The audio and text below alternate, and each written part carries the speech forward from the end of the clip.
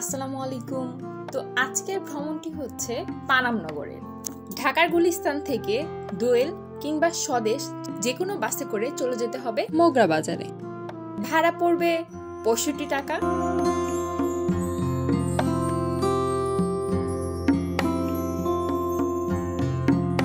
সেখানে অটোরিকশা নিলেই সোজা নামিয়ে দিবে পানাম নগরে।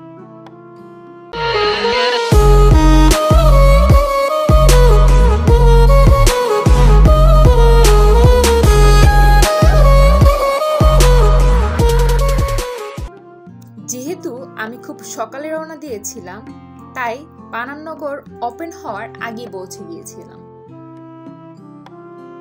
তাই প্রবেশের পূর্বে ভাবলাম কেননা আশেপাশের জায়গাটা একটু ঘুরে দেখা যাক। এখানে বিভিন্ন পণ্য পোশাক সাজিয়ে বিভিন্ন দোকানি বসে আছে, তাই আমিও আগ্রহ নিয়ে চলে যাই কি আছে তা দেখার জন্য। এখানে আমার এই চুড়িগুলো বেশ ভালো লেগে যায়।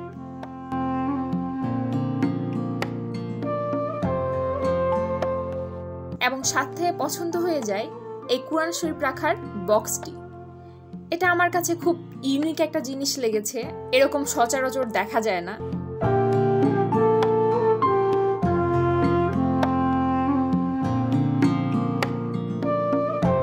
টিকিট কেটে ঢোকার শুরুতেই চোখে পড়বে পানাম নগরের ইতিহাস।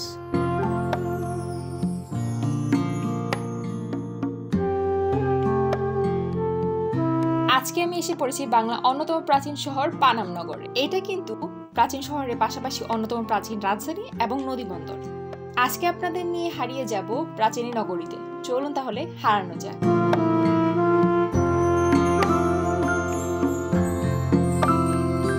পানাম নগর নারায়ণগঞ্জ জেলার সোনারগাঁতে অবস্থিত একটি ইতিহাসবাহী প্রাচীন শহর। বলা হয় জমিদার ঈশা খাঁ বাংলার প্রথম রাজধানী স্থাপন করে এই সোনারগাঁতে। বড়নগর, খাসনগর, পানাম নগর। বলা হয় এই তিন নগরের মধ্যে পানাম নগরই ছিল বেশ আকর্ষণীয়। এখানে কয়েক শতাব্দী পুরনো ভবন রয়েছে, যা বাংলার ১২ ভূঁইয়াদের ইতিহাসের সাথে সম্পর্কিত।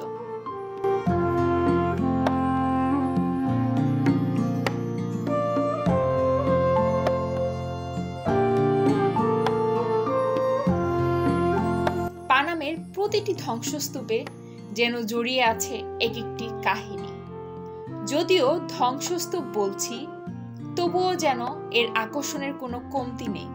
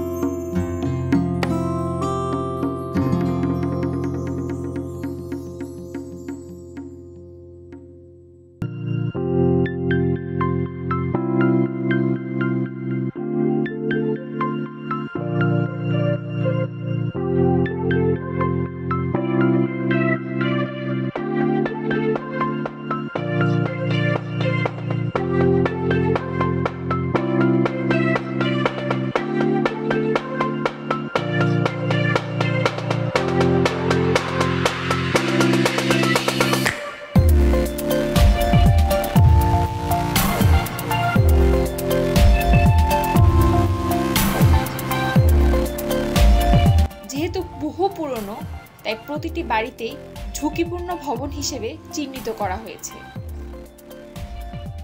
এছাড়া নগরে রয়েছে কিছু ধর্মীয় উপাসনালয়,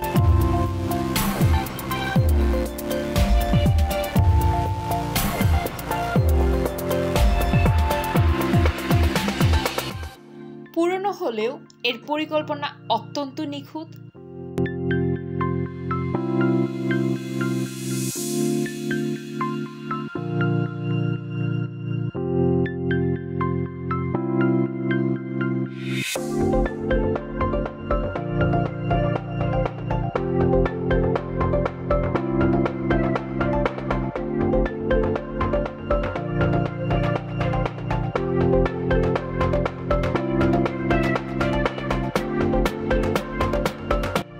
লক্ষ্য করলে দেখা যায় প্রায় প্রতিটি বাড়ির সাথেই আছে পুকুর বা কুয়া বা পানির কূপ।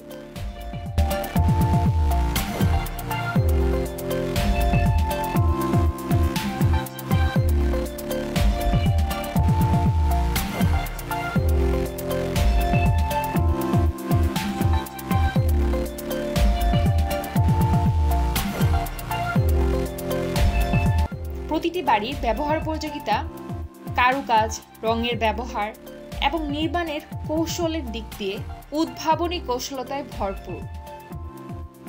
মেঝেতে রয়েছে লাল, সাদা, কালো মোজাইকের কারুকাজ। কিছুটা ঘুরলে দেখা যাবে পান্থশালা, গোছলখানা, চিত্রশালা, দরবার কক্ষ এবং নাচঘরের অবশিষ্টাংশ।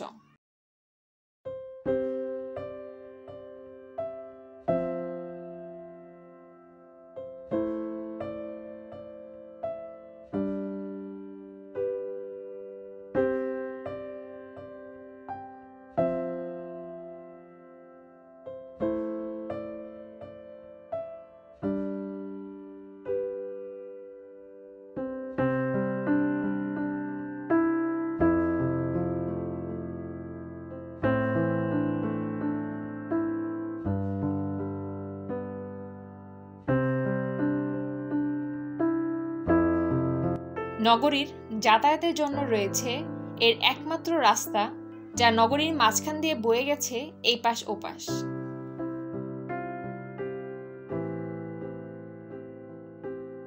আমি শুধু ভাবছিলাম এই পুরনো শহরের পরিকল্পনা এতটা নিখুঁত কি করে হতে পারে। বর্তমানে এটি সরকারিভাবে প্রত্নতত্ত্ব অধিদপ্তরের অধীনে নেওয়া হয়েছে, যা প্রাচীন স্থাপত্য অবকাঠামো সংস্কার সংরক্ষণ নামে একটি প্রকল্প।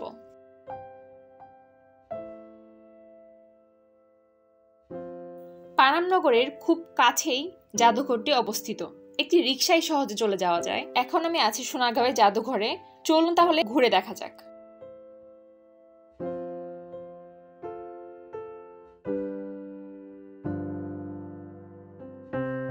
1975 সালে গ্রাম বাংলার এই লোকশিল্পের ইতিহাস তুলে ধরার উদ্যোগ নেন আমাদেরই দেশীয় চিত্রশিল্পী শিল্পাচার্য জয়নুল আবেদিন স্যার। ঢুকতেই প্রাসাদের বাইরে আছে বড় একটি ঘাট, আর সেই ঘাটে পা ডুবিয়ে বসে থাকার অনুভূতি সত্যিই রোমাঞ্চকর।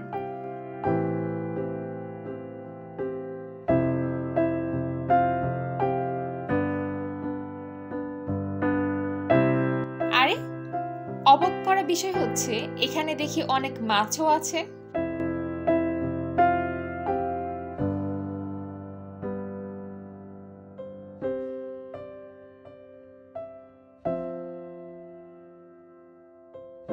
এখানে আসলে মনে পড়ে যাবে বাংলার চিরন্তন লোকশিল্প প্রাঙ্গণ।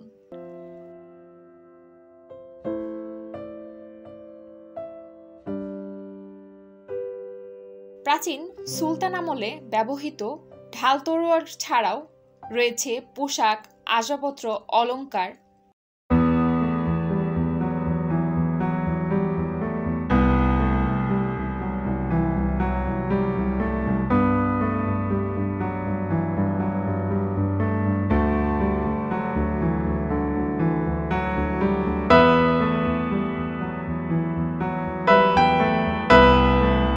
ভাবা যায় ওই সময়ের কারুকার্য কতটা নিখুঁত ছিল।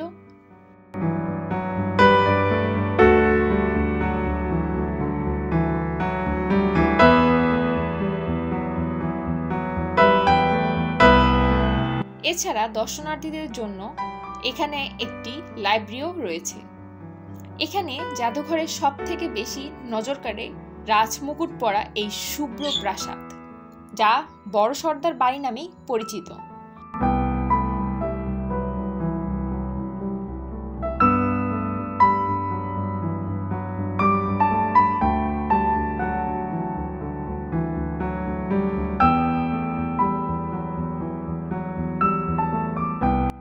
আর সামনেই দুই ঘোড়া সওয়ার যেন সৌন্দর্যটা আরো কয়েক গুণ বাড়িয়ে দিয়েছে। এখানে রয়েছে ৮০-টিরও বেশি কক্ষ। যেহেতু ভিতরে ক্যামেরা অ্যালাউ না, তাই আপনাদের আর ভিতরে ঘুরিয়ে দেখতে পারলাম না। এই ছিল আজকের পানাম নগর ঘুরে দেখা। ভিডিওটি আপনাদের কেমন লেগেছে তা অবশ্যই আমাকে কমেন্ট বক্সে জানাবেন। সবাই ভালো থাকবেন। আল্লাহ হাফেজ।